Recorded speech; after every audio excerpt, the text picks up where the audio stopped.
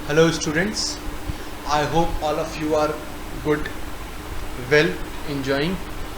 आज फिर मैं आप लोग के लिए ये वीडियो लेके आया हूँ पार्शियल फ्रैक्शन का टाइप 2। जैसा कि मैंने प्रॉमिस किया था कि लाइक पार्शियल फ्रैक्शन में 3 टाइप्स हैं, या यूँ कह लो कि 3 टाइप्स के क्वेश्चंस आते हैं, उन तीनों टाइप्स को एक्सप्लेन करने का। तो ये टाइप 2 है मेरा। टाइप 1 मैंने पहले एक्सप्लेन किया था, तो आप चाहें तो देख सकते हैं। टाइप 2 में क्या कंसेप्ट है, अगेन पार्शियल फ्रैक्शन है, लेकिन इसमें कंडीशन ये है कि जो डिनोमिनेटर है उसके जो कुछ टर्म्स होंगे या कुछ फैक्टर्स होंगे that will be repeating. The denominator contains some repeating linear factors. अब रिपीटिंग का मतलब क्या है, वो कहा जाए तो वो फैक्टर 2 बारी आ सकता है, हो सकता है 3 बारी आ जाए। उस केस में हम कैसे सॉल्व करेंगे वो मैं आज आपको बताने जा रहा हूँ। अब अगर आप ध्यान से देखिए तो जो मैंने क्वेश्चन लिखा है 3x + 1 न्यूमरेटर है हमारा, x - 2 होल स्क्वायर x + 2। तो अब रिपीटिंग वाली बात जो मैं कर रहा था, आइडियली अगर आप ध्यान से देखिए तो x - 2 जो फैक्टर है लीनियर फैक्टर, ये रिपीट हो रहा है 2 बार।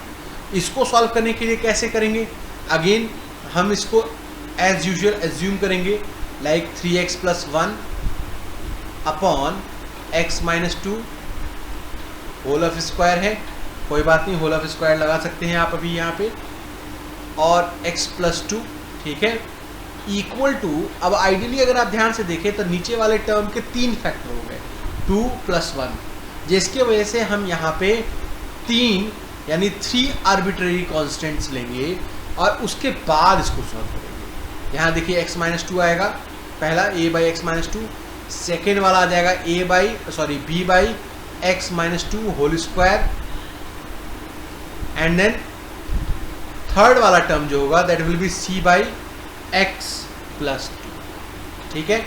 अब इसको बड़े आसान तरीके से सॉल्व करेंगे हम, ताकि आपको आराम से समझ में आ जाए। यहाँ पे अब मैं क्या करूँगा, सिंपल एलसीएम लूँगा, ज़्यादा कन्फ्यूज होने की बात नहीं है, स्ट्रेट अवे आप सिंपल एलसीएम ले लेंगे। तो ऑब्वियसली अगर आप एलसीएम लेंगे तो आपका रिजल्ट क्या आएगा, इन तीनों का प्रोडक्ट आएगा। चलिए लिख लेते हैं, इन तीनों का प्रोडक्ट मतलब x - 2 का स्क्वायर कह सकते हैं और x + 2। तो x - 2 से अगर आप इसको डिवाइड करेंगे तो ऑब्वियसली x - 2 कट जाएगा, एक x - 2 बचेगा और एक x + 2 बचेगा, वो मल्टीप्लाई हो जाएगा a से।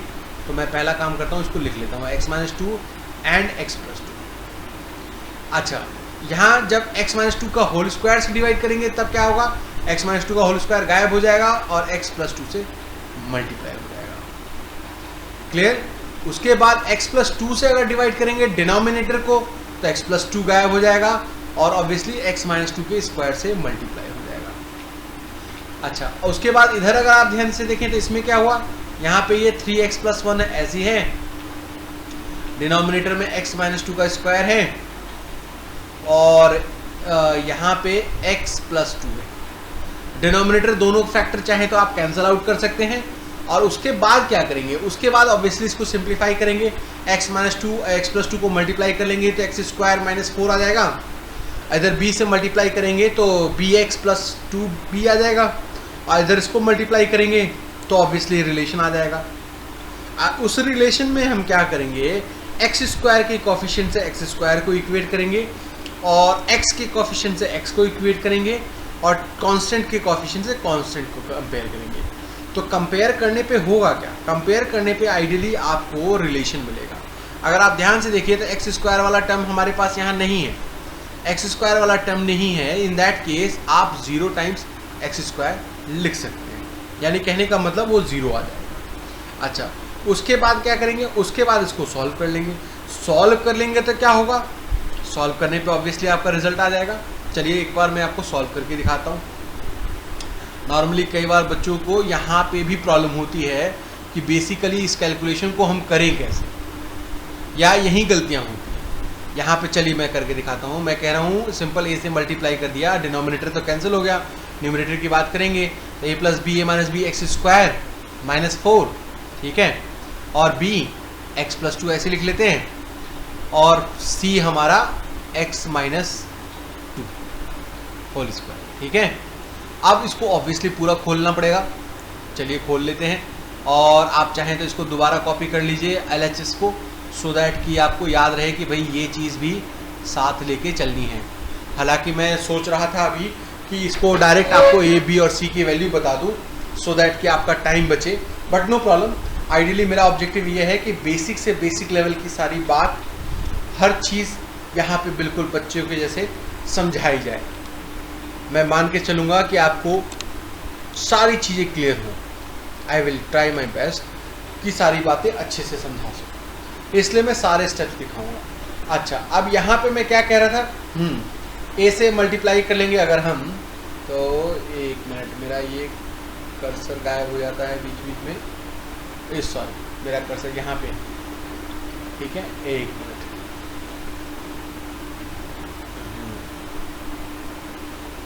ठीक है, चलिए बताते हैं।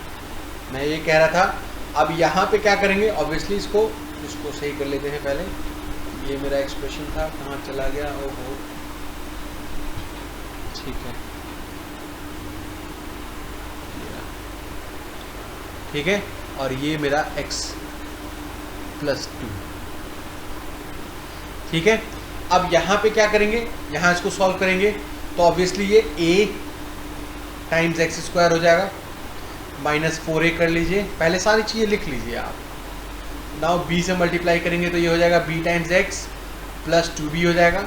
सारी कैलकुलेशन में जनरली प्रॉब्लम आती है कि हम सारी चीज़ों को स्टेप बाय स्टेप दिखाते नहीं हैं, तो उसको दिखाना बहुत ज़रूरी है। अब यहाँ c से देखिए मल्टीप्लाई होगा, उससे पहले आप a - b का होल स्क्वायर खोलेंगे, यानी c टाइम्स x² आ जाएगा, यानी a²। देन नीचे लिख लेता हूँ मैं सो दैट राइटिंग में कन्फ्यूजन ना हो। और b² यानी a² + b² फॉर्मूला होता है, तो मैंने कर दिया 4c आ गया मेरा। एंड देन 2ab फॉर्मूला होता है, यानी -2xc आ गया रिलेशन। अब अगर आप ध्यान से देखो तो मैं क्या करूँगा, x² वाले कोएफिशिएंट को एक साथ करूँगा, x वाले को एक साथ करूँगा और कांस्टेंट को एक साथ करूँगा, ताकि मेरा एक वेल डिफाइंड रिलेशन आ जाए। अभी x² वाला कोएफिशिएंट मेरा a है, दूसरा कोएफिशिएंट ध्यान से खोजिए क्या है भाई, मेरा c है, बढ़िया। अच्छा, उसके बाद फिर x वाला कोएफिशिएंट भी देख लेते हैं, x के आगे प्लस ले लिया मैंने कन्फ्यूजन से बचने के लिए। b है तो ये मैंने कर दिया यहाँ पे b। उसके बाद मेरा क्या है दूसरा एक्सप्रेशन, -2c है। उसके बाद क्या बचा, उसके बाद बचा मेरा कांस्टेंट वाला एक्सप्रेशन। कांस्टेंट वाले एक्सप्रेशन के पकड़ेंगे। कांस्टेंट वाले एक्सप्रेशन की अगर मैं बात करूं तो देखिए यहाँ पे कांस्टेंट में क्या है, कांस्टेंट वाले एक्सप्रेशन की बात मैं कर रहा था, तो मेरा जो कांस्टेंट है वो है मेरा -4a, ठीक है।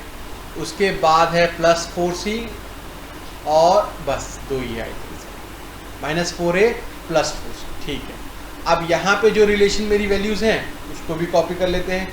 यहाँ जो मेरी वैल्यूज़ हैं वो है 0 टाइम्स x² लिख सकते हैं, +3x + 1। अब तो ये सिंपल आसान रिलेशन हो गया। अगर आप ध्यान से देखिए तो a + c = एक इक्वेशन आ गया आपका 0। दूसरा एक्सप्रेशन क्या आ गया हमारा, b - 2c = आ गया मेरा 3। और तीसरा रिलेशन अगर आप ध्यान से देखिए तो -4a + 4c = आ गया मेरा 1। अब इन तीनों एक्सप्रेशन को आप सॉल्व जब करेंगे तो आपको a, b और c की वैल्यू मिल जाएगी। अब आप ये कैलकुलेशन कर सकते हैं बिकॉज ये सारी चीज़ें आपने 10th में भी 9th में भी किया है।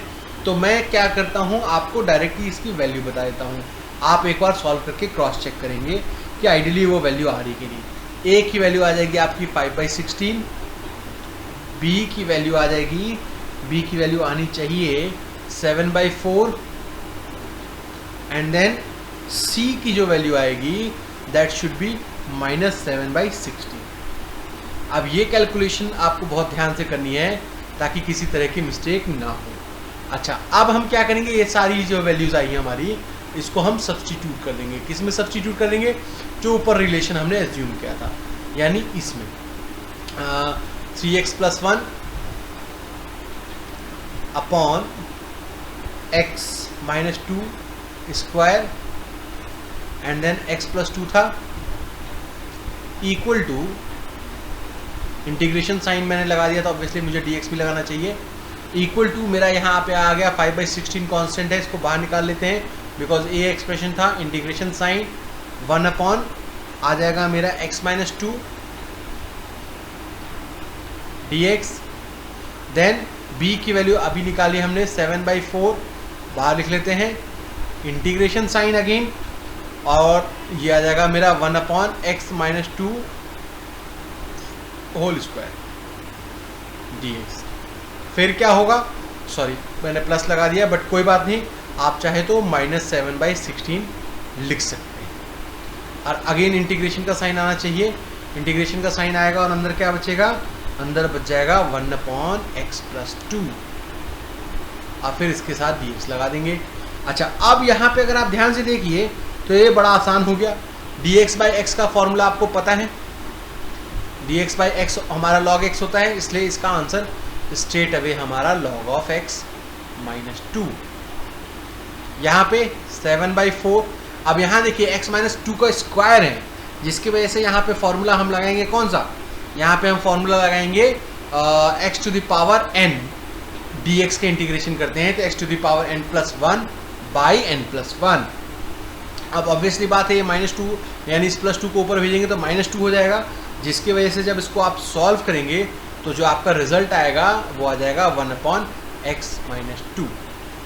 ठीक है, क्यों भाई, बिकॉज -2 + 1 करोगे तो ऑब्वियस सी बात है क्या आएगा, -1, वो नीचे चला जाएगा, और -2 + 1 करोगे तो -1 आ जाएगा, जिसकी वजह से यहाँ पे आपका एक माइनस का साइन आ जाएगा। तो कोई नहीं, मैं माइनस साइन यहाँ ले लेता हूँ, उसको अगले स्टेप में वहाँ पे कर देंगे। प्लस सॉरी अगेन माइनस आएगा बिकॉज 7/16 था, अब आपको माइनस लिखना चाहिए, और इसका भी करोगे तो d/dx ऑफ x प्लस 2, तो straight away log of x plus 2, ये आपका रिलेशन आ जाएगा फाइनली। ठीक है, बढ़िया, आई होप क्लियर हुआ, मज़ा आया, चलिए ठीक है। अब मैं नेक्स्ट वीडियो में आपको इसका टाइप 3 बताऊंगा। हमेशा कोशिश करनी है, इसको चेक करना है कि ये रिलेशन किस तरह से रिलेट है। ठीक है, और मतलब सिंप्लीफिकेशन इज़ वेरी इंपॉर्टेंट। यहाँ पे 2-3 बातें आपको ध्यान रखनी है। यहाँ पे एलसीएम लेके फैक्टराइजेशन आपका अलजेब्रा ठीक होना चाहिए तो आप कर पाएंगे, एलसीएम लेने में कोई गलती ना हो, और छोटे छोटे जो फॉर्मूले हैं हमारे इंटीग्रेशन के वो पता होने चाहिए। थैंक्स फॉर वॉचिंग, अपना ध्यान रखिए, बी से।